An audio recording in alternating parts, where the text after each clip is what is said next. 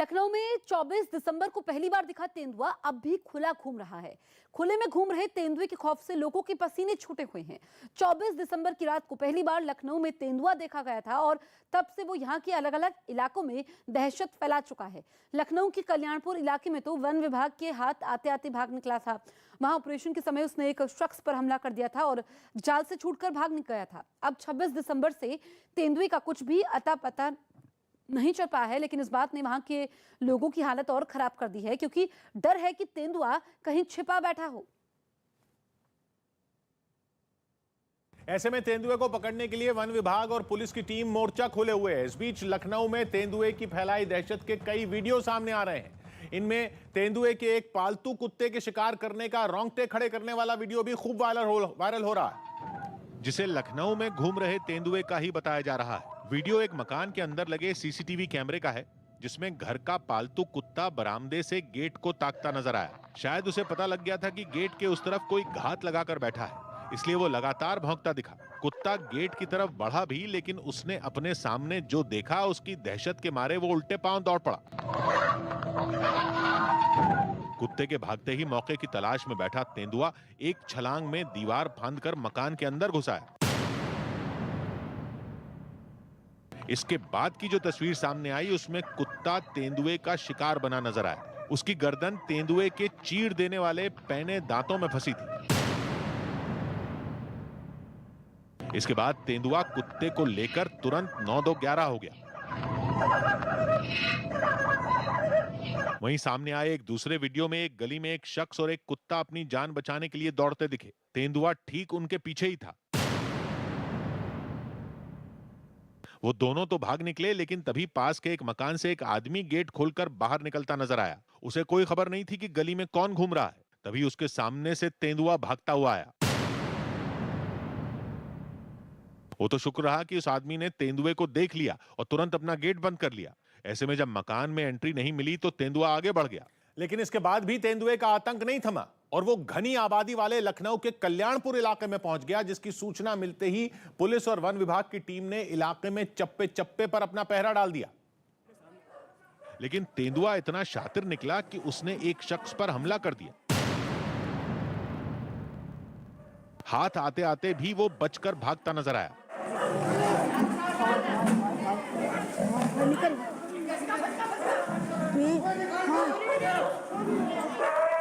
हालांकि इससे पहले रात के अंधेरे में पुलिस और वन विभाग के कर्मचारी हाथों में कई मीटर लंबा जाल लिए तेंदुए को पकड़ने के लिए गली गली दौड़ते दिखाई दिए। एक तेंदुए को पकड़ने के लिए दर्जनों लोग अपना पसीना बहाते नजर आए। उन्होंने उस मकान के इर्द गिर्द जाल बिछा दिया जहां तेंदुआ छिपा था। उनकी तरकीब काम आई और तेंदुआ जाल में फंस गया। लेकिन जाल में फंसते ही तेंदुआ आक्रामक हो गया। वो ऐसे दहाड़ा कि जाल पकड़े एक शख्स तो भाग खड़ा हुआ।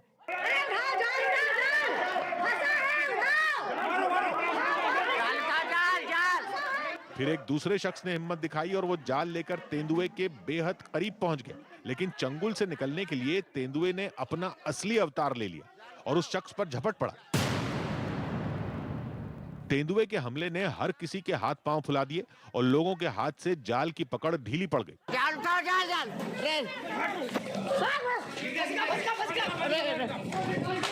तेंदुए ने हमला नीचे खड़े आदमी पर किया, लेकिन ऊपर छत से वीडियो बना रहे लोगों के पसीने ऐसे छूटे कि वो भी एक पल के लिए पीछे हट गए। लाख कोशिश के बाद भी तेंदुआ पकड़ में नहीं आ पाया और भागने में कामयाब हो गया। लखनऊ में आतंक फैलाने वाला तेंदुआ 2 दिन से लापता है। वो किसी को नजर नहीं आया है। अब तेंदुआ अपने इलाके में लौट गया है या फिर वो कहीं घात लगाकर शिकार की तलाश कर रहा है, ये नहीं पता। तेंदुआ लखनऊ के अलग अलग इलाकों में घूमता दिखा है, इसलिए लोगों में ये डर भी है कि कहीं एक से ज्यादा तेंदुए तो लखनऊ में घुस नहीं गए। हालांकि वन विभाग ने साफ किया है कि ये एक ही तेंदुआ है जो 4 दिन से लखनऊ में घूम रहा है। सबसे पहले 24 दिसंबर की रात 11 बजे तेंदुआ लखनऊ के जानकीपुरम इलाके में देखा गया था। इसके 2 घंटे बाद जैसे ही तारीख बदली, क्रिसमस की रात 1 बजे वो लखनऊ के कल्याणपुर इलाके में पहुंच गया। वहां के एक अस्पताल के सीसीटीवी कैमरे में उसका वीडियो भी रिकॉर्ड हो गया। फिर शाम 4 बजे वही तेंदुआ लखनऊ के आदिल नगर में घूमता दिखा। इसके बाद शाम 6 बजे तेंदुआ दोबारा कल्याणपुर लौटा और वहां के खाली प्लॉट में घुस गया। 26 दिसंबर की रात कंट्रोल रूम को इंटीग्रल यूनिवर्सिटी, जानकीपुरम, चिन्हट और विकास नगर से शिकायतें मिली। वन विभाग की टीमों ने रात को ही इन इलाकों का दौरा किया, लेकिन न तो उसे वहां तेंदुए के कदमों के निशान मिले और न ही उसके हमले की कोई खबर। इसी वजह से वन विभाग ने अगले कुछ दिन काफी अहम बताए हैं और जब तक तेंदुआ पकड़ में नहीं आता तब तक लोगों से सावधान रहने को कहा गया है। असल में तेंदुआ कम वक्त में ज्यादा दूरी तय करता है। डर यह है कि अगर ये तेंदुआ भी इसी स्पीड से लखनऊ में घूमता रहा तो जल्द ही वो वहां के कई और इलाकों में अपनी पहुंच बना लेगा। तेंदुए की रफ्तार का अंदाजा इसी बात से लगाया जा सकता है कि वो 4 दिन में लखनऊ के 3-4 इलाकों में दहशत फैला चुका है। लेकिन एक राहत की बात भी है, वन विभाग का कहना है कि अगर तेंदुए को परेशान न किया जाए तो वो सुरक्षित रास्ता देखकर वहीं लौट सकता है जहां से शहर में घुसा था। अब सवाल यह है कि तेंदुए जैसा जंगली जानवर लखनऊ में लोगों की भीड़ से भरे इलाकों में पहुंचा कैसे? तो इसका जवाब तो फिलहाल वन विभाग के पास भी नहीं है। लेकिन अहम बात यह है कि लखनऊ में कुकरेल नाम का एक जंगल है। लखनऊ के जिस कल्याणपुर इलाके में लोग तेंदुए के खौफ से मरे जा रहे हैं, वहां से कुकरेल जंगल की दूरी महज 6.5 किलोमीटर है। गाड़ी में वहां जाने में सिर्फ 15 मिनट लगेंगे। इसलिए माना जा रहा है कि उसी जंगल से तेंदुआ भागकर शहर में घुस गया। लखनऊ के इंदिरा नगर इलाके में फैले कुकरेल जंगल में घड़ियालों और कछुओं का प्रजनन केंद्र है, जहां कुछ वक्त पहले तक लोग पिकनिक के लिए भी जाया करते थे। अब जब बीते कई घंटों से तेंदुआ नहीं दिखा है तो अंदाजा लगाया जा रहा है कि वो कुकरेल के रास्ते ही बाराबंकी की तरफ निकल गया हो। हालांकि वन विभाग की टीमें अभी 1 हफ्ते तक इलाके में सर्च ऑपरेशन चलाएंगी। वन विभाग की टीम लखनऊ के उन इलाकों में लगातार तेंदुए की तलाश में जुटी है जहां वो 24 से 26 दिसंबर तक देखा गया था। वन विभाग के लोग पिंजरा लेकर तेंदुए की तलाश कर रहे हैं और दावा कर रहे हैं कि जल्द ही वो तेंदुए को पकड़ लेंगे।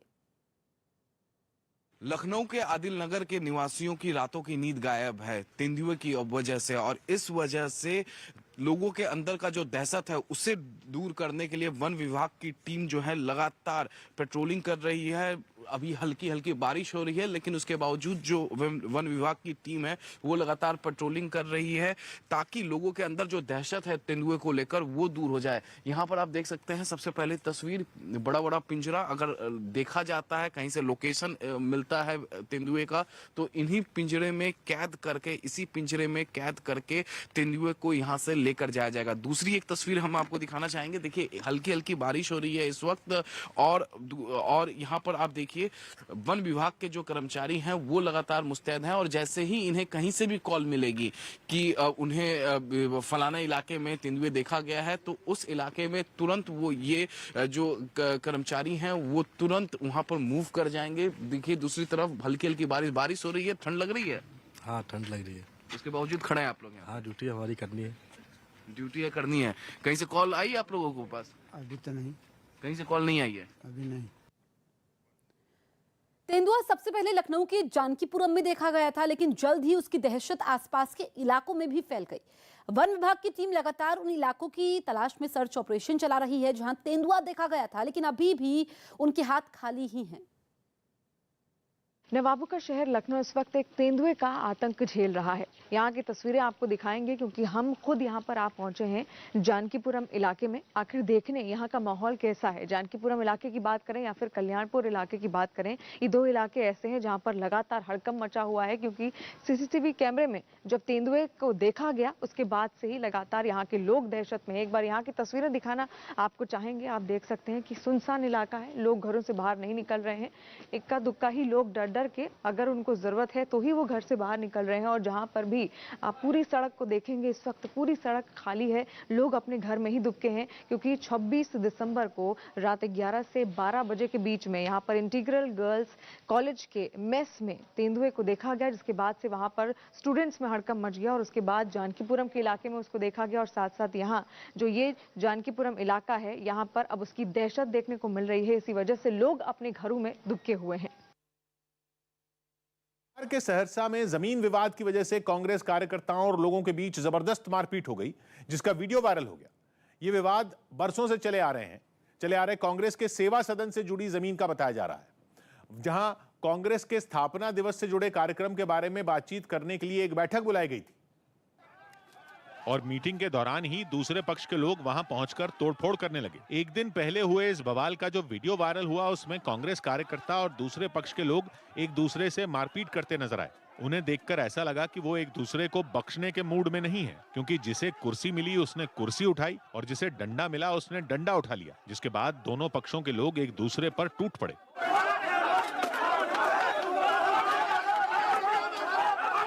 वीडियो देखकर लगा कि कांग्रेस कार्यकर्ताओं से झगड़ा करने आए लोग मीटिंग नहीं होने देना चाहते थे, जिसके लिए उन्होंने न केवल झगड़ा किया बल्कि कुर्सियां लेकर भागने की ट्रिक भी आजमाई। जो कुर्सियां लेकर वो भाग पाए उन्हें लेकर भाग गए और जो नहीं ले जा पाए उन्हें तोड़ने लगे। गुस्से में पागल नजर आ रहे इन लोगों ने बांस बल्लियों से बने कांग्रेस सेवा सदन तक को नहीं छोड़ा। जमीन विवाद कांग्रेस सेवा सदन की जमीन का था, लिहाजा कांग्रेस कार्यकर्ताओं से उलझने आए लोगों ने मौका मिलते ही उसे तोड़ना शुरू कर दिया, जिसके बाद कांग्रेस कार्यकर्ता उन्हें रोकने लगे। बवाल के बीच वो नारे लगाते भी दिखे।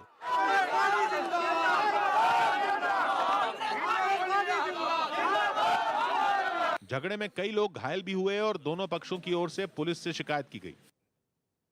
नीति आयोग की रिपोर्ट पर मध्य प्रदेश में घमासान मच गया।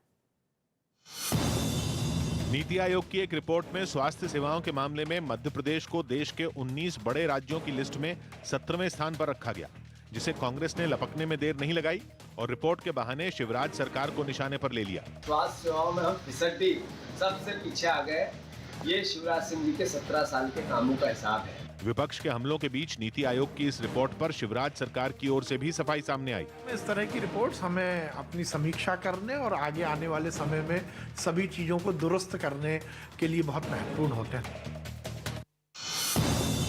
आर अश्विन को ICC test player of the year award के लिए नॉमिनेट किया गया। इस सूची में अश्विन के अलावा जो रूट समेत कुल 4 खिलाड़ी शामिल हैं। दिल्ली पुलिस ने हत्या के एक आरोपी को जैतपुर से गिरफ्तार कर लिया। बताया गया कि इस पर बिहार में कई मामले दर्ज हैं। छत्तीसगढ़ के कांकेर में नक्सलियों ने एक बीएसएफ कैंप के पास धमाका कर दिया। इसमें वहां रेल परियोजना के काम से जुड़े 3 मजदूर घायल हो गए। जम्मू कश्मीर सरकार और अपोलो अस्पताल के बीच एक समझौता हुआ, जिसके तहत जम्मू में 250 बिस्तरों का एक अस्पताल खोलने पर सहमति बनी। तालिबान के राज का विरोध अब अफगानिस्तान में खुलकर होने लगा है। आतंकियों की फौज और गोलियों से डरे बिना काबुल में महिलाएं अपने हक की लड़ाई लड़ने के लिए सड़क पर उतर आईं और तालिबान के बंदूकधारी सुरक्षा कर्मियों के सामने ही नारेबाजी शुरू कर दी। इन महिलाओं की दिलेरी का छोटा सा वीडियो इंटरनेट पर आया और दुनिया भर में इनके हौसले की तारीफ शुरू हो गई। तालिबानी राज में महिलाओं को बराबरी का हक न मिलने पर इन महिलाओं का गुस्सा फूटा। हालांकि सड़क पर उतरी इन महिलाओं को डराने के लिए बंदूकें तक चली। गोलियों की आवाजें भी कैमरे में रिकॉर्ड हुई। तालिबान का राज आते ही अफगानिस्तान में महिलाओं पर जुल्म की खबरें आनी भी शुरू हो गई थी। हरियाणा के पलवल से दिल दहला देने वाला एक वीडियो सामने आया। वहां पुरानी रंजिश में एक सरपंच की कुछ लोगों ने बेरहमी से पिटाई कर दी, जिससे बचने के लिए उसने बहुत कोशिश की, लेकिन इन हमलावरों के आगे उसकी एक नहीं चली। डंडों से लैस आरोपियों ने सरपंच को सड़क किनारे गिराकर खूब पीटा। इस बीच वहां से कुछ लोग भी गुजरे, लेकिन किसी ने भी सरपंच को बचाने की कोशिश नहीं की। सरपंच के बेसुध होते ही आरोपी एक मोटरसाइकिल पर सवार होकर फरार हो गए। इस घटना में घायल सरपंच को इलाज के लिए अस्पताल में भर्ती करवाया गया। पुलिस ने इस वायरल वीडियो के आधार पर मुख्य आरोपी को पकड़ लिया, जबकि बाकी के आरोपियों की तलाश तेज कर दी। 27 तारीख को वेद प्रकाश अक्यूज को हमने अरेस्ट कर लिया है, उसको जुडिशियली भेज दिया है। राजस्थान के जालौर से हैरान करने वाला एक मामला सामने आया। वहां स्वास्थ्य विभाग की टीम 1 महीने से कोरोना की वैक्सीन लगाने के लिए गांव के चक्कर काट रही है, लेकिन महिलाएं कोरोना वैक्सीन से इतना डरी हुई हैं कि जब वैक्सीन लगाने के लिए स्वास्थ्य विभाग की टीम उनके घर पहुंची तो वो भागने लगी। जिसके बाद स्वास्थ्य विभाग की टीम का एक सदस्य एक महिला को हाथ जोड़कर वैक्सीन लगवाने के लिए मिन्नतें करने लगा। इसके बावजूद महिला टीका नहीं लगाने की चेतावनी देते हुए पीछे हटती रही। कुछ ऐसा ही नजारा गांव के दूसरे घरों में भी दिखा। एक घर के बाहर तो अनाज साफ कर रही एक महिला काफी मिन्नतों के बाद भी टीका लगवाने को तैयार नहीं हुई और आखिरकार उठकर घर के अंदर चली गई। कुछ ऐसी महिलाएं हैं जो घर से बाहर जो भागने का प्रयास कर रही है। हम भी जा रहे हैं तो देखिए किस तरीके से ये लोग भाग रहे हैं। ये पकड़ा पकड़ी का खेल काफी देर तक चला, लेकिन स्वास्थ्य विभाग की टीम एक बार फिर गांव की महिलाओं को कोरोना का टीका लगाने में नाकाम रही। आंध्र के तिरुपति में भगवान वेंकटेश्वर के मंदिर में स्पेशल दर्शन के लिए 1 करोड़ रुपए देने होंगे। ये मंदिर कोरोना की वजह से 2 साल तक बंद रहा और नए साल यानी कि जनवरी में जब ये मंदिर खुलेगा तो वो श्रद्धालु जिन्हें दर्शन के अलावा मंदिर में सुबह से शाम तक होने वाली रस्मों में हिस्सा लेना है, उन्हें अच्छी खासी रकम चुकानी होगी। जो लाखों में नहीं बल्कि करोड़ों में, जिसके लिए मंदिर के बोर्ड ने खास टिकट रखा है जिसका नाम है उदय स्थानम सेवा टिकट, जिसकी कीमत रखी गई है 1 करोड़ रुपए। शुक्रवार के दिन के लिए यह टिकट 1.5 करोड़ रुपए में खरीदना होगा। यह टिकट ऑनलाइन या ऑफलाइन दोनों तरह से खरीदे जा सकते हैं। जनवरी में भगवान वेंकटेश्वर के मंदिर में दर्शन के लिए 4.5 लाख से ज्यादा टिकट बेचने की तैयारी है और इन टिकटों की बिक्री से जो करोड़ों रुपए मिलेंगे उनका इस्तेमाल 3 बड़े प्रोजेक्ट में होगा, जिनमें बच्चों के लिए एक बड़ा अस्पताल बनाने का प्रोजेक्ट भी शामिल है। खबर है कि 25 दिसंबर को जैसे ही मंदिर के बोर्ड ने वेबसाइट पर टिकटों की बिक्री का ऐलान किया, करीब 14 लाख लोगों ने वेबसाइट पर विजिट किया और केवल 55 मिनट के अंदर मंदिर में दर्शन के सारे स्लॉट बुक हो गए। उत्तराखंड के हल्द्वानी में एक रोजगार मेले का आयोजन किया गया। उत्तराखंड के हल्द्वानी में एक रोजगार मेले का आयोजन किया गया। इसमें सीएम पुष्कर सिंह धामी भी युवाओं का हौसला बढ़ाने पहुंचे। लोकसभा अध्यक्ष ओम बिरला ने अपने लोकसभा क्षेत्र कोटा में जनता दरबार लगाया। इस दौरान एक गंभीर बीमारी से जूझ रहा नन्हा बच्चा भी अपने परिवार के साथ उनसे मिलने पहुंचा और मदद की गुहार लगाई। इसके बाद ओम बिरला ने इस बच्चे को मदद का भरोसा दिया। मुंबई के कांदिवली इलाके की एक रिहायशी इमारत में आग लग गई। ये आग पहली मंजिल पर लगी, जिसके बाद दमकल की 4 गाड़ियों ने वहां पहुंचकर इस पर काबू पाया। ऑस्ट्रिया के टेनिस खिलाड़ी डोमिनिक थीम अगले महीने होने वाले ऑस्ट्रेलियन ओपन से बाहर हो गए। उन्होंने कलाई की चोट की वजह से यह फैसला लिया। ओमिक्रॉन के खतरे से निपटने के लिए गुजरात सरकार ने कमांड कंट्रोल रूम की शुरुआत कर दी, जिसके जरिए राज्य के किसी भी कोने से ये पता लगाया जा सकता है कि किस अस्पताल में कितने और किस तरह के बेड कोरोना पॉजिटिव मरीज के इलाज के लिए खाली हैं। 365 दिन इस तरीके से कमांड कंट्रोल रूम जारी रहेगा। राज्य सरकार ने एक ऐप और हेल्पलाइन नंबर भी जारी किया है, जिनके जरिए बेड से जुड़ी जानकारियों का पता लगाने में आसानी होगी। बेड अवेलेबल है तो कंफर्मेशन के लिए वो 104 में कॉल करेगा। यूपी के कानपुर में मेट्रो का लोकार्पण होते ही क्रेडिट लेने की होड़ लग गई। पीएम ने वहां मेट्रो के पहले चरण का उद्घाटन किया।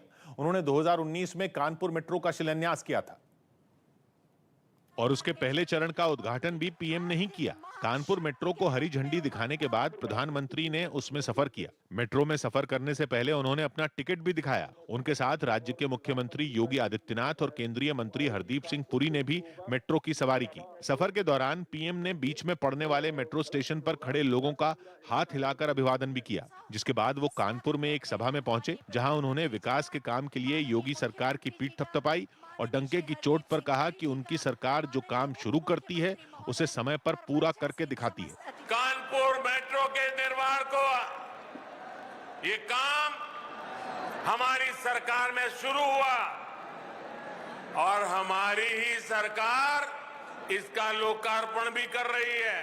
पीएम ने भले ही दावा किया कि कानपुर मेट्रो का शिलान्यास और उद्घाटन दोनों बीजेपी की सरकार के दौरान हुआ, लेकिन समाजवादी पार्टी ने उस दावे को खारिज कर दिया। उसकी ओर से एक फोटो ट्वीट कर दावा किया गया कि कानपुर मेट्रो की नींव समाजवादी पार्टी की सरकार में रखी गई थी। जो समाजवादी सरकार ने दी थी मेट्रो, उसी का उद्घाटन करने जा रहे हैं। ये पहला मौका नहीं है जब विकास के काम पर बीजेपी और समाजवादी पार्टी के बीच क्रेडिट वॉर छिड़ी है। इससे पहले पूर्वांचल एक्सप्रेसवे की शुरुआत के मुद्दे पर भी दोनों पार्टियां भिड़ चुकी हैं और कानपुर मेट्रो के उद्घाटन के बाद फिर से वही हुआ। इस पूरे सियासी झगड़े के पीछे भी एक कहानी है जो शुरू हुई 2016 में, जब यूपी में समाजवादी पार्टी की सरकार थी।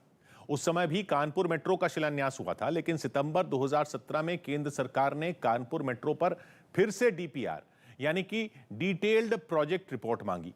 उस समय तक यूपी में योगी सरकार आ गई थी, जिसने 2018 में फिर से डीपीआर भेजी, जिसे 2019 में केंद्र से मंजूरी मिली थी।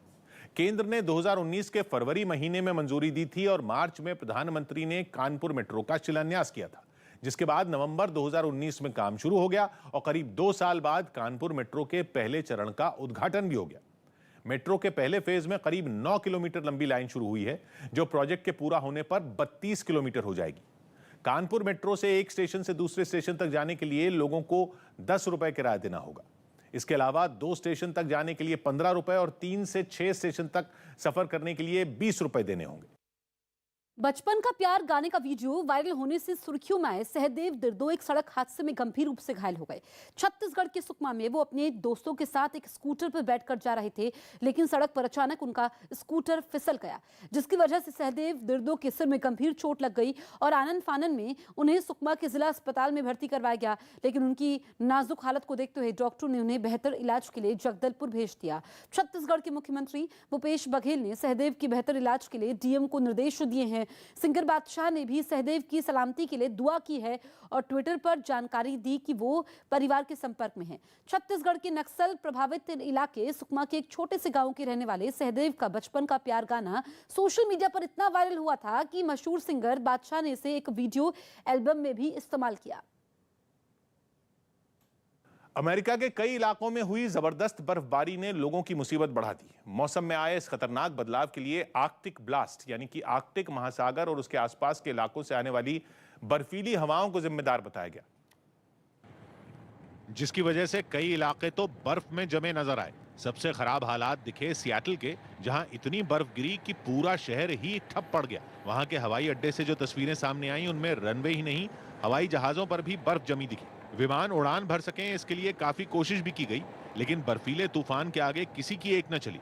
आखिरकार उड़ानों को रद्द करना पड़ा। इसका असर यात्रियों पर भी दिखा और बड़ी संख्या में लोग एयरपोर्ट पर ही लंबा इंतजार करने के लिए मजबूर हो गए। कुछ यही हाल कैलिफोर्निया का भी नजर आया। वहां अमूमन गर्म रहने वाले इलाके में भी इतनी बर्फ गिरी कि सब कुछ ठहर गया। जबरदस्त बर्फीले तूफान ने वहां की रफ्तार पर ब्रेक लगा दी। लोगों के लिए आगे देख पाना भी मुश्किल हो गया। सड़कों पर इतनी बर्फ इकट्ठा हो गई कि उन्हें बंद करना पड़ा। कई गाड़ियां और ट्रक रास्तों में ही फंस कर रह गए। केंद्र सरकार ने 2 और वैक्सीन को हरी झंडी दे दी। ओमिक्रॉन खतरे के बीच देश में कोरोना की 2 नई वैक्सीन कोर्बेवैक्स और कोवोवैक्स को मंजूरी मिल गई। केंद्रीय स्वास्थ्य मंत्री मनसुख मांडविया ने ट्वीट कर इसकी जानकारी दी। साथ ही एक एंटीवायरल दवा को भी कुछ शर्तों के साथ मंजूरी दे दी गई। कर्नाटक में हावेरी के एक स्कूल में मिड डे मील खाने से 80 बच्चों की तबीयत खराब हो गई। हालांकि इन सभी को इलाज के बाद अस्पताल से छुट्टी मिल गई। दावा है कि बच्चों को दिए गए मिड डे मील में एक मरी हुई छिपकली मिली। खबर है कि जो रूट इंग्लैंड क्रिकेट टीम की कप्तानी छोड़ सकते हैं, वो ऑस्ट्रेलिया से एशेज सीरीज में हार से दुखी हैं और चर्चा है कि उनकी जगह बेन स्टोक्स लेंगे।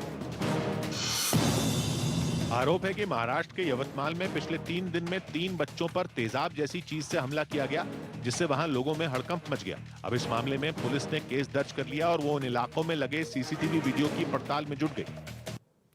अमेरिका के कैलिफोर्निया से हैरान करने वाली तस्वीरें सामने आई। वहां सैन डिएगो में एक प्लेन क्रैश होकर रिहायशी बस्ती में जा गिरा, जिसके बाद उसमें आग लगने से पूरे इलाके में अफरा तफरी मच गई। जलता हुआ वो प्लेन किसी आग के गोले जैसा दिखाई दिया, जिसकी आवाज सुनकर आसपास के लोग इकट्ठा हुए।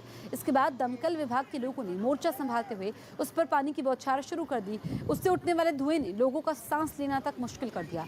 बताया गया कि क्रैश हुए इस प्लेन में 10 लोगों की बैठने की जगह थी। हालांकि हादसे में कितने लोगों की मौत हुई उसका कोई आंकड़ा जारी नहीं किया गया।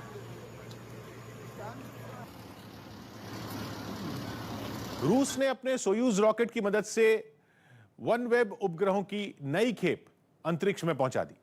वनवेब ब्रिटेन की एक निजी कंपनी है जो पूरी दुनिया में तेज इंटरनेट मुहैया कराने की योजना पर काम कर रही है, और इसके लिए उसने अपने 36 उपग्रहों की एक खेप अंतरिक्ष पहुंचा दी। इस लॉन्च के लिए रूस के ताकतवर सोयूज रॉकेट का इस्तेमाल किया गया, जिसने कजाकिस्तान के एक लॉन्च पैड से उड़ान भरी। जैसे ही काउंटडाउन खत्म हुआ, रॉकेट के इंजन चालू हो गए और वो आग उगलता हुआ तेजी से आसमान की तरफ बढ़ने लगा।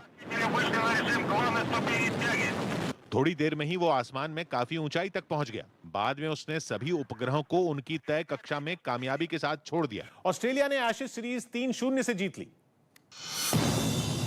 ऑस्ट्रेलिया ने तीसरे टेस्ट मैच में भी इंग्लैंड को शिकस्त देकर एशेज सीरीज 3-0 से अपने नाम कर ली। उसने सिर्फ 2.5 दिन में पारी और 14 रन से यह मैच जीत लिया। पंजाब विधानसभा चुनाव के लिए आम आदमी पार्टी ने 15 और उम्मीदवारों के नामों का ऐलान कर दिया। पार्टी अब तक राज्य की 117 सीटों में 88 पर अपने प्रत्याशी घोषित कर चुकी है। बीजेपी के कब्जे वाले उत्तरी दिल्ली नगर निगम के राजन बाबू टीबी अस्पताल की इमारत का कुछ हिस्सा जर्जर हो जाने के बावजूद उसमें मरीजों का इलाज जारी है। अस्पताल के अंदर और बाहर कई जगहों पर लोगों को सतर्क करने के लिए इससे जुड़े बोर्ड भी लगा दिए गए, लेकिन वहां मरीजों को भर्ती करने की प्रक्रिया बंद नहीं हुई। जाने की मनाही है और उसी जगह पर वहां पर कई मरीजों को रखा गया है। मरीजों ने भी इस बात को माना, लेकिन वहां इलाज कराने को अपनी मजबूरी बताया। मजबूरी है, आना पड़ता है, इलाज यहीं से चल रहा है। वहीं उत्तरी दिल्ली नगर निगम के पूर्व मेयर और बीजेपी नेता जयप्रकाश ने इस मामले की गंभीरता को देखते हुए जांच का भरोसा दिया। सवाल पूछा जाएगा और जो जिम्मेदार व्यक्ति है उससे जवाबदेही ली जाएगी। हिंदुस्तानी आवाम मोर्चा के अध्यक्ष जीतन राम मांझी के विवादों वाले बयानों के बाद नीतीश सरकार में मंत्री और बीजेपी नेता नीरज कुमार बबलू ने उन्हें संन्यास लेने की सलाह दे डाली। कार्यभार अपने बेटे को दे, बेटा मंत्री है, सरकार चला रहे हैं, अच्छी बात है, उनको आराम करना चाहिए। गठबंधन की तरफ से ऐसी सलाह मिली तो मांझी की पार्टी ने सरकार गिराने की धमकी दे दी। जीतन राम मांझी जी ने अपने 4 विधायकों का सहयोग आपके साथ से हटा लिया ना, तो जो आज मंत्री बने घूम रहे हैं ना, सड़क पर आ जाइएगा। सत्ताधारी गठबंधन में खटपट हुई तो आरजेडी को नए साल में अपने लिए संभावनाओं की नई किरण दिखने लगी। अब वो अपनी पतवार इस सरकार से अलग करेंगे और नए वर्ष में नए सरकार की नाव पर सवार होंगे। रिलायंस इंडस्ट्रीज लिमिटेड के चेयरमैन मुकेश अंबानी ने दावा किया कि बहुत जल्द भारत दुनिया की 3 सबसे बड़ी अर्थव्यवस्थाओं में अपनी जगह बनाएगा और ये भरोसा भी जताया कि रिलायंस दुनिया की सबसे मजबूत भारतीय मल्टीनेशनल कंपनी बन जाएगी। ये बात उन्होंने रिलायंस फैमिली डे के मौके पर कही।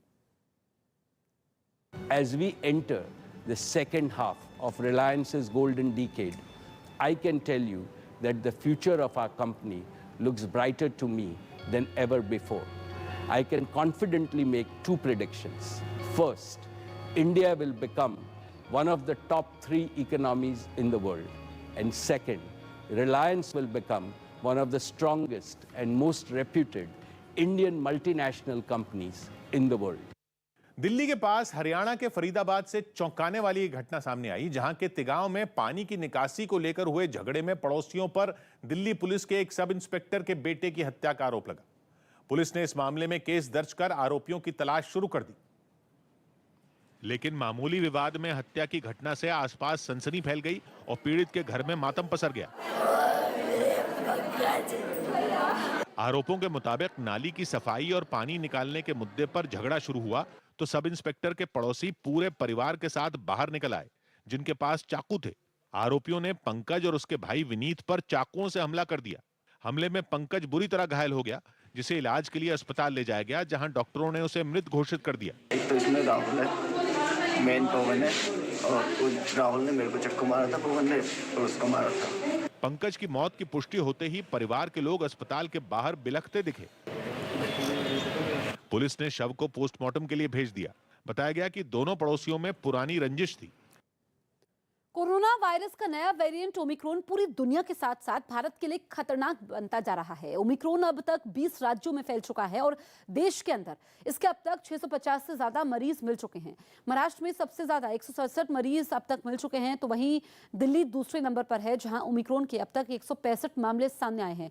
मणिपुर में भी ओमिक्रॉन ने दस्तक दे दी है। इसके अलावा गुजरात में 49, तेलंगाना में 55, केरल में 57 और राजस्थान में ओमिक्रॉन के 46 मरीज मिल चुके हैं।